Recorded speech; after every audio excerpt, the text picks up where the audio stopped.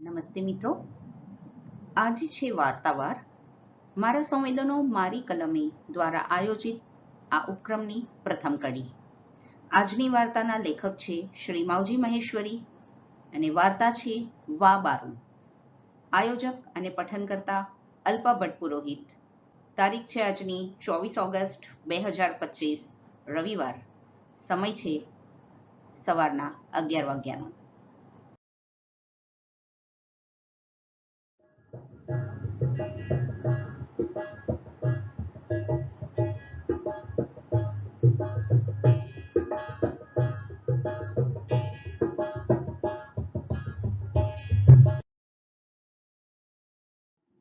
વાર્તા વા બારું. અમાસની રાતનું અંધારું આખાય વિસ્તારના ખૂણે ખૂણે ભરાઈ ગયું. બિલ્કિસ જતી પડી હતી. ઓરડાનું ઘટ્ટ અંધારું જાણે તેને ભીંસ દેતું હતું. બહારથી કોઈ જાતનો અવાજ આવતો નહોતો. થોડી વાર પહેલા અહીંથી કોઈ ચાલ્યું ગયું હતું. હંમેશની જેમ તેણે પથારીની ખાલી પડેલ જગ્યા પર હાથ ફેરવ્યો. પાતળી ગોદડીના ટાંકા નખમાં ભરાયા. તેણે ઊંડો શ્વાસ લીધો અને ધીમેથી કપડાં સંકોર્યા. અડસટ્ટે હાથ ફેરવી ઓઢણી શોધી. ગરદન ઉપર વળી આવેલા પરસેવા ઉપર હાથ ફેરવ્યો. પરસેવો અને ધૂળની ચિકાશ આંગળીઓમાં ચોંટી રહી. તેને યાદ આવ્યું કે શરૂઆતમાં તે વાહિદને કહેતી કે તને અંધારા અને ગરમીથી અકળામણ નથી થતી. હવે તો એ પૂછવાનો કોઈ અર્થ નહોતો. એક તો આ લોકોના કપડાં, પગથી માથા સુધી બધું જ ઢંકાયેલું. તેણે આવા કપડાં અહીં આવ્યા પછી પહેલીવાર જોયા હતા. વાહિદે જ આવા કપડાં પહેરવાનો આગ્રહ કર્યો હતો. સારું છે તેણે નાકમાં નથડી રહેવા દીધી. પહેલી જ રાતે તેને સમજાઈ ગયું હતું કે વાહિદ ભારે ઉતાવળો છે. જાણે કોઈ ચોરી કરવા આવ્યો હોય તેમ દરેક બાબતમાં ઉતાવળ રહેતી. વાહિદના હાથ એટલી ઉતાવળ કરતા કે ક્યારેક દોઢ ગાંઠ આવી જતી. એ આડેધડ ખેંચતો, ન ખુલે તો ગુસ્સે થતો. નખ સુંવાળા પેટ ઉપર ઉઝરડા પાડી જતા. થોડી વાર પછી હાંફતો બહાર નીકળી જતો. તેણે કહ્યું કે તું બહાર શા માટે ભાગે છે? ધણી બાયડી તો ભેગા સૂવે. તું મારી સાથે કેમ સૂતો નથી? વાહિદ ચીડાઈને બોલતો, બધા મરદ માણસ બહાર સૂવે છે ને હું ઘરની અંદર સૂવું, કેવું લાગે? અમારે અહીં સ્ત્રીઓ ઘરમાં સૂવે, પુરુષો બહાર. સમજી? બિલ્કિસને સમજતા વાર લાગી, તોય સમજી ગઈ. વાહિદના ચાલ્યા ગયા પછી બિલ્કિસ અંધારાને તાકી રહેતી. બહારથી આછા અવાજ આવતા અને શમી જતા. શરૂઆતમાં તો તેને આ ગામના લોકો અને વેરાન પ્રદેશ ગમતો જ નહોતો. દિવસ ઉગે તે પછી થોડી વાર રાહત રહેતી. પણ બપોર ચડે એટલે લૂ આવી શરૂ થઈ જાય. બહાર ગરમી, ઘરની અંદર ગરમી. કોઈ ઝાડ નહીં, કોઈ છાંયો નહીં. રાત પડે બારણું વાસીને સૂઈ જવાનું. પાછલી ભીંતના વાબારામાંથી ક્યારેક મૂંઝાયેલો પવન અંદર આવી જાય ત્યારે થોડીક રાહત થાય. વાહિદ બહાર ચાલ્યો જાય ત્યારે બિલ્કિસને પણ થતું કે તે પણ પથારી લઈને બહારના ઓટલા ઉપર સૂઈ જાય. પણ હજુ આ ગામમાં આવ્યાને થોડા મહિના થયા હતા. જાત જાતની બીક લાગતી. શિયાળો હમણાં જ પૂરો થયો હતો. ઉનાળાના વાયરા શરૂ થયા. તપી જતી ધરતી પરથી લૂ ઉઠતી. ચામડી વળી જતી. એની સાસુ કહેતી, ઓઢણી મોંએ બાંધી દેવાની, લૂ નહીં લાગે. પણ ક્યારેય મોં આડે કશું બાંધ્યું નહોતું. ઓઢણી બાંધવાથી મૂંઝારો થતો અને મેલા કપડામાંથી દૂધની વાસ આવતી. અહીં આવ્યાને 4 મહિના થયા હતા. તે દિવસે આભ સળગ્યું હતું. આખું રણ ધગધગી ઉઠ્યું હતું. બધું અધકચરું કરીને વાહિદ બહાર ચાલ્યો ગયો. ન ઘરની અંદર રહેવાતું હતું કે ન ઊંઘ આવતી હતી. મધરાતે તેણે ગોદડી ઉપાડી અને બારણાને અડોઅડ પાથરીને સૂઈ ગઈ. આખા દિવસનો થાક અને ઠંડી હવાએ તેના ઉપર ઊંઘનો પાલવ નાખી દીધો. કેટલો સમય વીત્યો હશે ખબર નહીં. ઊંઘમાં જ કોઈએ તેને પડખામાં લાત મારી. તે સમજે તે પહેલાં તો વાહિદે તેનો હાથ પકડી ઊભી કરી નાખી. બારણું ખોલીને અંધારામાં 2 થપ્પડ મારી દીધી. તેની આંખોમાં આંસુ થીજી ગયા. તેને સમજ નહોતી પડી કે વાહિદે તેને માર્યું શા માટે. તે કશું વિચારે તે પહેલાં વાહિદે વધુ એક થપ્પડ મારતા ધીમેથી કહેલું, બહારની હવા ખાવી છે કે નાસી જવા માટે બહાર આવી હતી? આજ પછી રાતે જો બહાર પગ મૂક્યો છે તો જીવથી જઈશ. વાહિદ ધક્કો મારીને બહાર ચાલ્યો ગયો. જતા જતા દરવાજો બહારથી બંધ કરતો ગયો. તેણે ભીતને પીઠ ટેકવીને રડ્યા કરેલું. અંધારામાં વહેતા આંસુઓની ઝાંખપમાં તેને કશું દેખાતું નહોતું. તેના ગાલ હજુ ચરચરતા હતા. વાહિદે માર્યું શા માટે?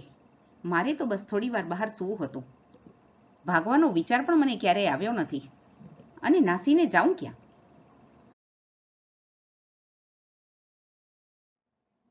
આ વિસ્તાર ક્યાં આવ્યો તેની પણ મને ખબર નથી.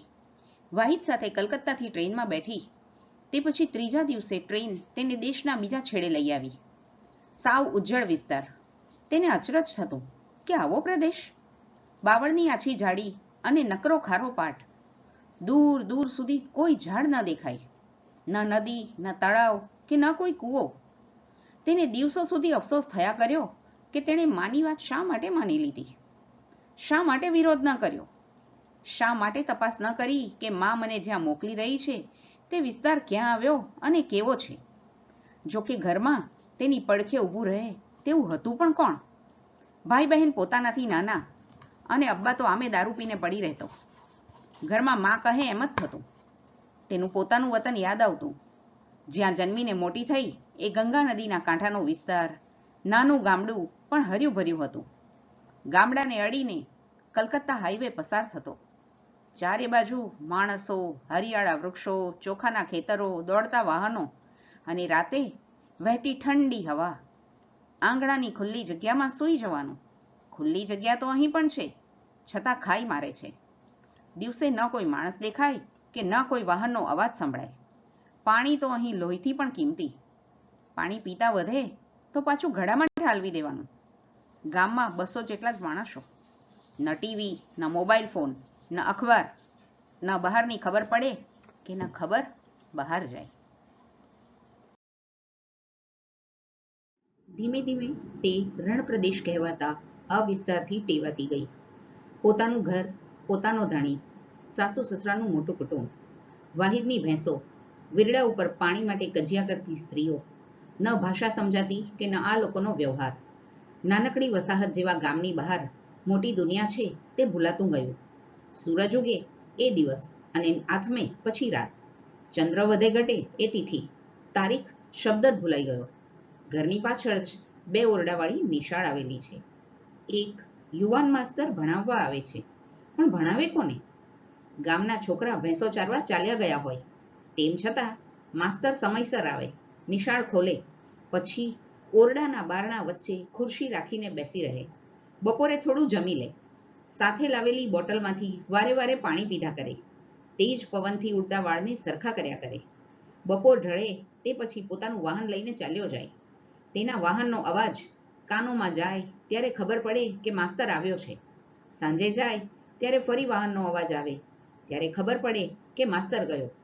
ધીમે ધીમે એ અવાજને કાનોએ બરાબર યાદ રાખી લીધો. રાત્રે નિશાળના ચોગાનમાં ભેંસો પુરાય. ભેંસોના ભાંભરવાના અને એકબીજા સાથે શિંગડા ભટકાવાના અવાજ વાબારામાંથી ઘરની અંદર આવતા રહે.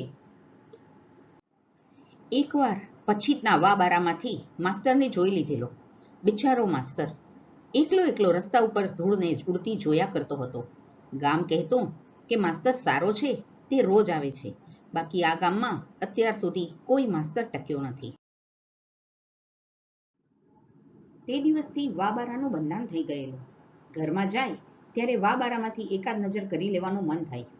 ક્યારેક નજર ભોંઠી પડે તો ક્યારેક પગ બહાર દોડી જવા ઉતાવળ કરે, પણ ભીંતમાં ટીંગાડેલી ચમકતી કુહાડીને જોઈ મન ઠરી જાય. ફરી હવા તપી હતી, રાત ઉકળતી હતી.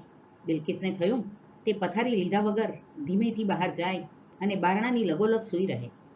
પવનથી પછડાતી નિશાળની તૂટેલી બારીનો અવાજ વાબારામાંથી અંદર સુધી આવી જતો. બહાર ઠંડો પવન ફૂંકાતો હતો. તેને રાતે ગરમી થાય અને ભીંતમાં ટીંગાડેલી કુહાડી યાદ આવે. શરીરમાંથી ભયનું લખલખું પસાર થઈ જતું. તેને જ્યારે બહાર સૂવાનો વિચાર આવે કે પડખામાં પડેલી લાતની પીડા યાદ આવી જાય. બસ તે મોટાભાગના કપડાં ઉતારી પરસેવાથી રેબઝેબ પોતાના અર્ધનગ્ન શરીર ઉપર હાથ ફેરવ્યા કરતી. વાહિદની વાત સાચી હતી. ઘરની કોઈ સ્ત્રી બહાર સૂતી નહોતી. વાહિદના સગા અને કાકાઈ ભાઈઓ મળીને આખું 32 જણનું કુટુંબ. રાતે વિશાળ આંગણામાં ઢળેલા ખાટલા પર જુદા જુદા ઓરડામાંથી નીકળેલા પુરુષો લંબાવી દે તે છેક મસ્જિદમાંથી સવારની આઝાનનો અવાજ આવે ત્યાં સુધી સૂતા રહે. ઘરની બંધ દિવાલો વચ્ચે સ્ત્રીઓ અને યુવાન છોકરીઓ પરસેવો અને ગરમી ભૂલીને સૂઈ રહે. બિલ્કિસને વિચાર આવતા કે મને થાય છે એવું ઘરની બીજી સ્ત્રીઓને થતું હશે. એમને અકળામણ અને ગરમી નહીં થતી હોય? એની વૃદ્ધ સાસુ પણ ઘરની અંદર સૂઈ રહેતી. એકવાર તેણે પોતાની જેઠાણીને વાત કરી હતી. જેઠાણી થોડીવાર સામે જોઈ રહેલી. પછી, આ તારું કલકત્તા નથી, જે છે તે આ છે કહીને કામે વળગેલી. પરિવારની નાની મોટી 15 સ્ત્રીઓ બધું ભૂલી ગઈ હતી. બધું ભૂલીને જીવતી હતી. નાની છોકરીઓને કશી ખબર.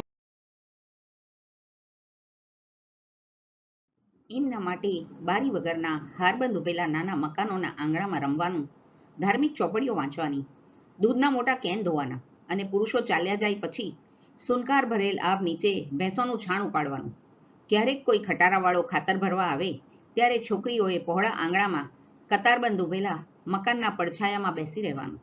ઘરની મોટી છોકરીઓ અને સ્ત્રીઓએ રોજ સવાર પડે અને ભેંસોને પાણી પીવડાવવાથી માંડીને છાણ ઉપાડવાનું, તળાવના વીરડામાંથી પાણી ઉલેચી અવાડામાં ભરવાનું, ઘરના લોકો માટે ખાવાનું બનાવવાનું. 15 દિવસે કપડાં ધોવાના અને બંધ ઓરડાની અંદર આવતા પોતાના પુરુષની પીડા ખમવાની. બિલ્કિસને કશું સમજાતું નહીં. આમ કેવી રીતે જીવાય? મન બળવો કરે, પણ કોની સામે કરે? તો શું મારી માએ મને વેચી દીધી હશે? ધીમે ધીમે તેને સમજાઈ ગયું કે આવી જ રીતે જીવવાનું છે.